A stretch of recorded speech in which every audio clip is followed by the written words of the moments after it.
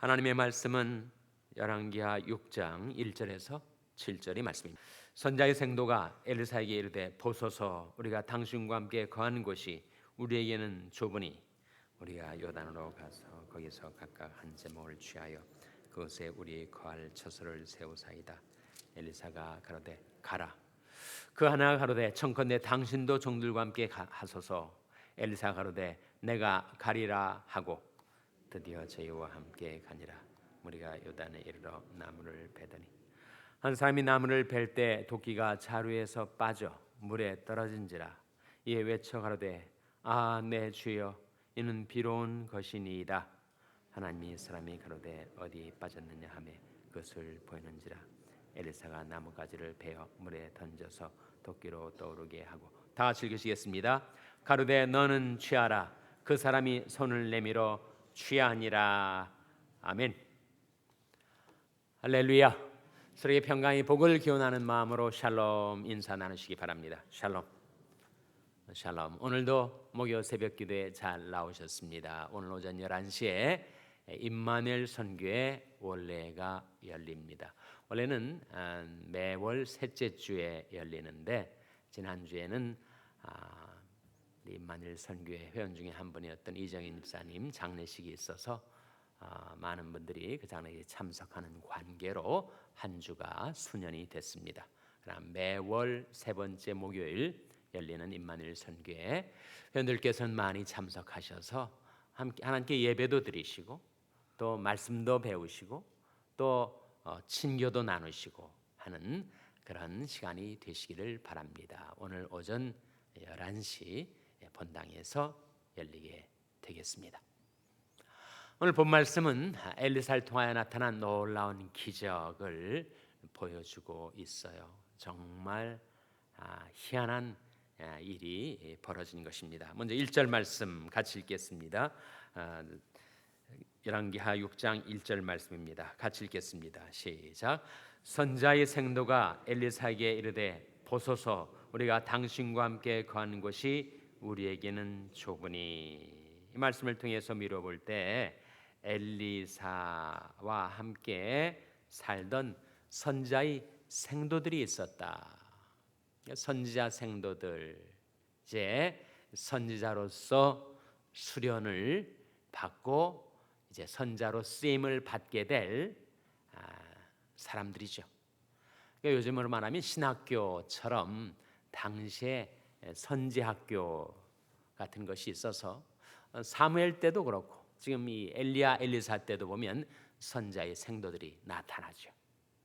그래서 하나님께로부터 택함을 받아 선자로서의 수련과 경험을 쌓고 엘리야처럼 또는 엘리사처럼 선지자로서의 사역을 하게 될 그런 일꾼들을 가리키는 것으로 이해하시면 되겠습니다. 그런데 이 선자의 생도와 엘리사가 함께 거하는 곳이 기숙사였는지 정확히 알 수가 없으나 그들이 함께 거하는 것이 너무 비좁았어요. 좁아서 선자 생도 중에 한 명이 우리가 당신과 함께 거하는 것이 우리에게는 좁으니 우리가 요단으로 가서, 요단은 요단강을 가리킵니다. 물론 요단강은 북에서부터 남으로 흐르니까 어느 지역인가에 따라서 그 수역이 다르고 물의 양이 달라요. 지금 이스라엘 땅에 가면 요단강이 굉장히 좁습니다.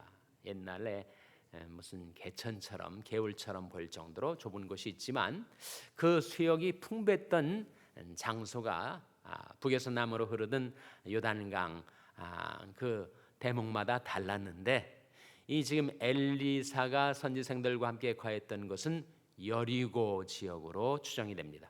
거기는 요단강에 강물이 많이 흘러가고 있었다고 합니다. 그래서 우리가 요단으로 가서 거기서 각각 한 제목을 취하여 그곳에 우리 거할 처소를 세우사이다. 선지 학교 기숙사를 한번 건축하자 이렇게 부탁을 하면서 엘리사한테도 같이 가달라고 부탁을 합니다. 엘리사가 가로되 가라 그랬더니 그 하나 가로되 청컨대 당신도 종들과 함께 하소서. 부탁을 받은 엘리사가 내가 가리라 대답을 하였어요. 그래서 드디어 엘리사와 선지 생도들이 요단강에 제목을 나무를 베러 간 것입니다. 무리가 요단으로 나무를 베더니 한 사람이 나무를 벨 때 도끼가 자루에서 빠져 물에 떨어진 것입니다. 그때 그가 외쳐가로되 아 내 주여 이는 비로운 것이니이다. 그러니까 이 당시에 선지 생도들의 삶이 정말 가난했던 것으로 보여집니다. 함께 기숙할 것도 비좁고 마땅치 않은 데다가 그 제목을 하러 가서 나무를 베는 도끼도 자기 도끼가 아니에요. 비로운 거예요. 근데 비로운 도끼에 그 도끼 날이 자루에서 빠져가지고 도끼가 물속에 풍덩 떨어진 것입니다. 그 순간 아이 내 것도 아닌 비로운 곳인데 이렇게 되면 어떻겠습니까? 라고 탄식의 외침을 하고 있습니다. 아 내 주여 이는 비로운 것이니이다. 그때 하나님의 사람, 물론 엘리사를 가리키죠. 하나님의 사람이 가로되 어디 빠졌느냐 물어보니까 빠진 것을 보여줘요.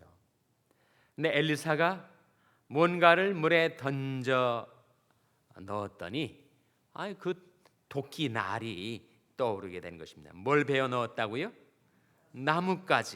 나뭇가지를 베어 물에 던져서 도끼가 떠오르게 했습니다. 마치 나뭇가지가 떨어지는 그 순간 그 중량과 부력 때문에 도끼 날이 떠오르는 것처럼 일어날 수 없는 일이죠. 어떻게 나뭇가지를 던졌다고 그것보다 훨씬 더 무거운 도끼 날이 그 물속에서 그렇게 떠오를 수가 있겠어요? 가로되 너는 취하라. 그 사람이 손을 내밀어 취하니라. 놀라운 기적이 한두 번 일어난 것이 아니었죠. 그 기적도 여러분 기억하십니까? 어느 고을에 너무 물이 나빠가지고 도무지 소산이 열매가 맺어질 때쯤 되면 그것이 떨어져 버리는 거예요. 그러니까 물이 썩은 물이어가지고 나무든 곡식이든 그 열매가 연글 때가 되면 떨어져 버리니까 소산을 거둘 수가 없는 그런 지경에 있을 때 엘리사가 가서 그 지역의 물을 고쳐줍니다. 그래서 정말 썩은 물이 생수가 된 것처럼 그 물이 바뀌어지게 되자 그 지역의 소산이 풍부하게 되었다. 그런 기적이 한번 있지 않았어요? 그때 엘리사가 무엇을 그 물에다가 던졌습니까? 소금을 던졌어요. 한번 보시기 바랍니다. 열왕기하 2장 말씀 한번 보시기 바랍니다. 몇 장 넘기시면 열왕기하 2장에 그 사건이 나와요. 구약성경 563면입니다. 구약성경 563면에 19절에 보시면 열왕기하 2장 19절입니다. 열왕기하 2장 19절에 보시면 그 성사람들이 엘리야에게 고하되 우리 주께서 보시는 바와 같이 이 성의 터는 아름다우나 물이 좋지 못하므로 토산이 익지 못하고 떨어지나이다. 엘리사가 가로되 새 그릇에 소금을 담아 내게로 가져오라 하매 곧 가져온지라. 엘리사가 물 근원으로 나가서 소금을 그 가운데 던지며 가로되 여호와의 말씀이 내가 이 물을 고쳤으니 이로조차 다시는 죽음이나 토산이 익지 못하고 떨어짐이 없을지니라 하셨느니라 하니 그 물이 엘리사의 말과 같이 고쳐져서 오늘날에 이르렀더라. 이 두 사건 놀라운 기적이죠. 썩은 물이 생수처럼 고침을 받아 새로운 물이 되고 도끼날이 떨어졌는데 나뭇가지를 베어 넣었더니 그 도끼날이 떠올랐다. 이 두 사건의 공통점이 있습니다. 하나는 둘 다 그 기적을 일으킬 때 도구가 있었어요. 물을 고칠 때는 소금이 있었고 도끼가 떠오르게 할 때는 물에서 떠오르게 할 때는 나뭇가지를 베어 넣었다. 그러니까 하나님의 역사도 하나님께서 뭔가를 이루려 하실 때 수단을 쓰십니다. 목적을 위하여 수단을, 하나님이 하시고자 하는 일을 위하여 도구를 사용하세요. 예수님께서 날 때부터 소경된 자를 고치실 때 그 눈에다가 진흙을 발라 너는 실로암에 가서 내 눈을 씻으라 했을 때 그 눈을 뜨게 하는 놀라운 기적에 진흙이라는 도구를 사용하신다 하는 거죠. 지금도 하나님이 역사를 이루실 때, 물론 하나님은 전능하시니까, 무에서 유를 창조하시는 분이시니까 다 하실 수 있지만 하나님 목적을 위해서 수단을 사용하십니다. 그래서 사람을 쓰시는 게 아니겠어요? 하나님이 다 하실 수 있지만 하나님이 사람을 쓰셔서 일을 하신 사람이 바로 하나님의 목적을 위해서 쓰임받는 수단, 도구가 되는 것이죠. 그러나 그 수단, 그 도구가 그 기적을 일으킨 건 아니죠. 우리가 소금을 뿌린다고 썩은 물이 생수가 되겠습니까? 우리가 나뭇가지를 물에다 집어넣는다고 도끼날이 떠오르겠어요? 수단은 쓰시지만 수단에서 능력이 나오는 것은 아니고, 능력은 어디에서 나오는 것입니까? 능력은 하나님에게서 나오는 것이죠. 하나님의 말씀에서 나오는 것입니다. 대저 하나님의 모든 말씀은 능치 못하심이 없느니라. 내가 이 물을 고치리라 하는 하나님 말씀이 임했기 때문에 그 물이 고쳐진 것이죠. 너는 가서 실로암 못에 가서 내 눈을 씻으라. 주님의 말씀이 있었기 때문에 소경이 눈을 뜨게 된 거 아닙니까? 그러니까 수단을 사용하시지만 수단에서 능력이 나오는 건 아니에요. 하나님이 사람을 쓰시지만 우리에게서 능력이 나오지 않습니다. 우리는 정말 능력이 없어요. 그래서 오직 권능은 하나님께 속하였다 할지로다. 오직 권능은 하나님께 속한 것. 그러니까 우리에게는 없고 하나님께만 있는 두 가지가 있습니다.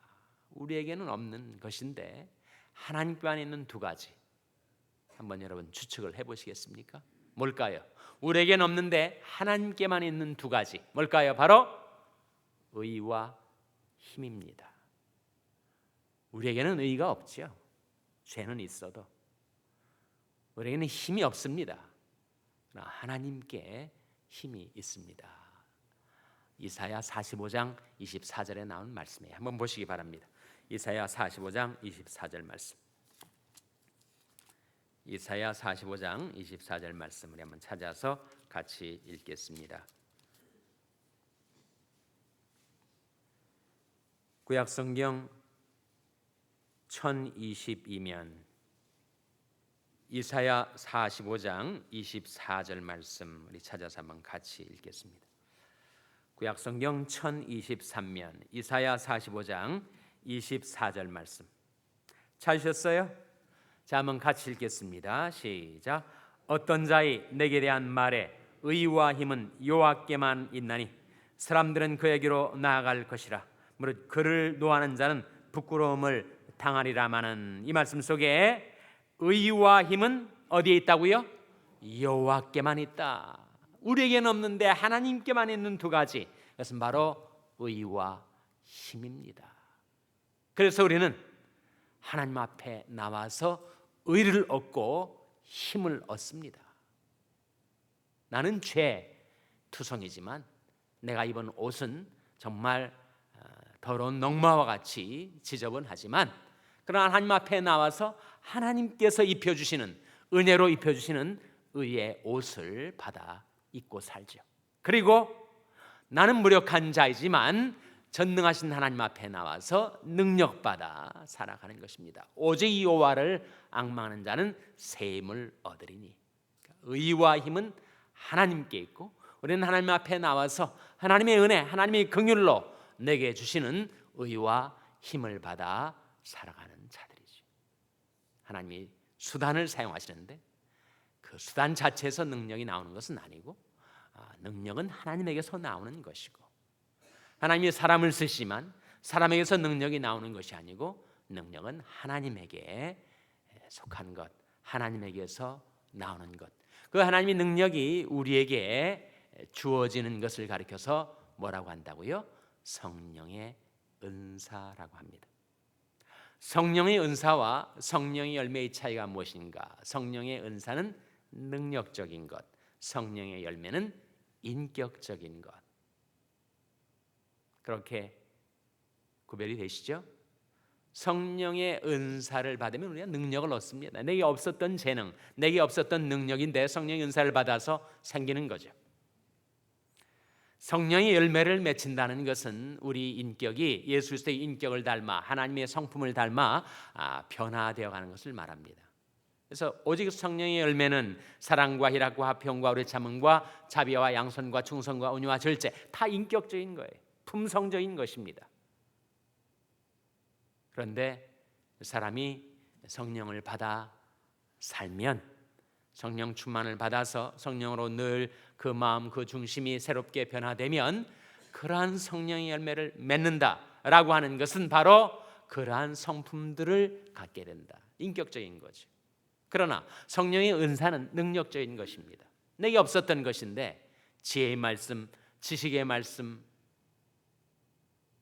영분별, 예언, 방언 통역, 믿음, 능력 행함, 병고침, 없었던, 사람에게 없는, 사람들이 전부 없는 거 아닙니까? 그런데 성령의 은사를 받으면 그 사람에게 전에 없었던 영적인 재능, 영적인 능력이 그에게 부여되는 거죠.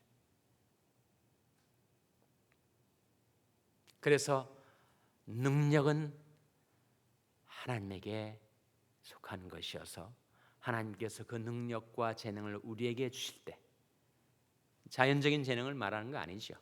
영적인 재능을 말하는 것입니다. 그것이 바로 성령의 은사죠. 성령의 은사에는 사람들이 희한하게 생각하는 그런 방언이나 예언이나 신유의 은사나만 있는 것이 아니고, 성령의 은사에는 섬김의 은사도 있습니다. 가르침의 은사도 있어요. 권위, 사람을 권면하고 위로하는 권위의 은사도 있습니다. 구제의 은사도 있어요. 다스림의 은사도 있고, 그리고 긍휼의 은사도 있습니다.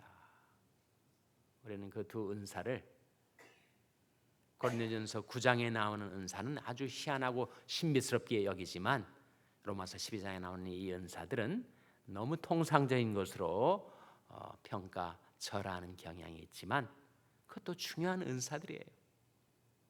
그런데 하나님께서 우리에게 성령의 은사를 주시는 뜻이 무엇일까? 하나님께서 우리에게 능력을 베풀어 주시는 이유가 무엇일까? 여러분, 엘리사의 이 두 기적에 또 다른 공통점이 있으니 그는 하나님께 받은 능력을 사랑을 위해 쓰더라 하는 거지.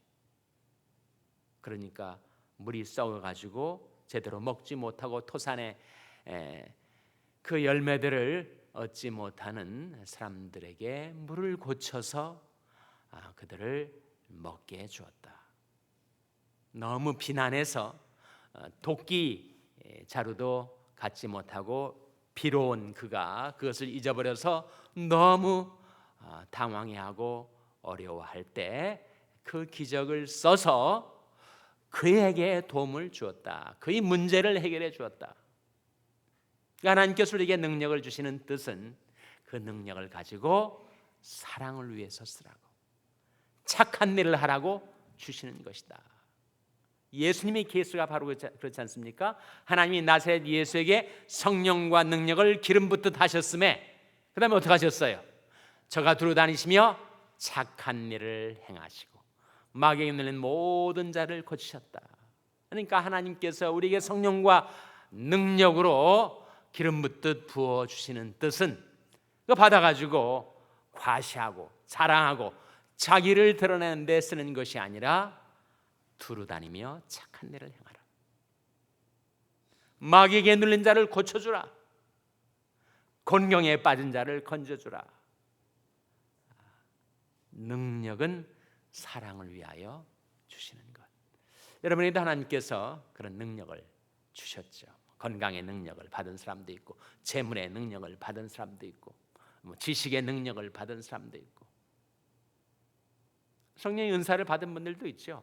섬김의 은사, 구제의 은사, 다스림의 은사, 긍휼의 은사, 가르침의 은사 등등. 왜 우리에게 성령의 은사를 주셨는가?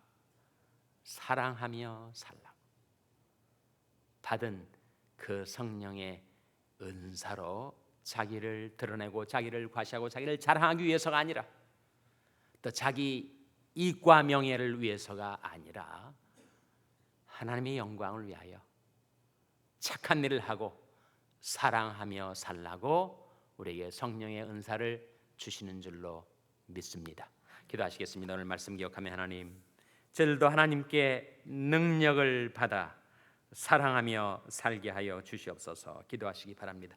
우리 자녀들을 위해서 기도할 때 하나님, 저희 자녀들에게 성령의 은사를 부어주시고 성령의 열매를 맺게 하여 주셔서 하나님의 영광을 위하여 쓰임받는 그릇들이 되게 해달라고 자녀들 위해서 기도하시기 바랍니다. 평생 연약한 지체들 위해서 기도해 주시기를 바랍니다. 하나님의 글과 권능의 손으로 안수해달라고, 고쳐달라고, 건강을 회복시켜달라고 위하여 기도해 주시기 바랍니다. 우리 샬롬교회를 위해서 기도할 때 하나님, 저희 샬롬교회 하나님께서 풍성한 성령의 은사들을 베풀어 주시고 아름다운 성령의 열매들을 맺게 하여 주셔서 저희들이 사랑하며 행하는 교회가 되게 해달라고 기도해 주시기를 바랍니다. 여러분의 생업을 위해서 기도하시고, 과테말라 멕시코의 김용인 선교사님을 위해서 기도해 주시기를 바랍니다. 이런 제목들 놓고 우리 합심해서 기도하겠습니다.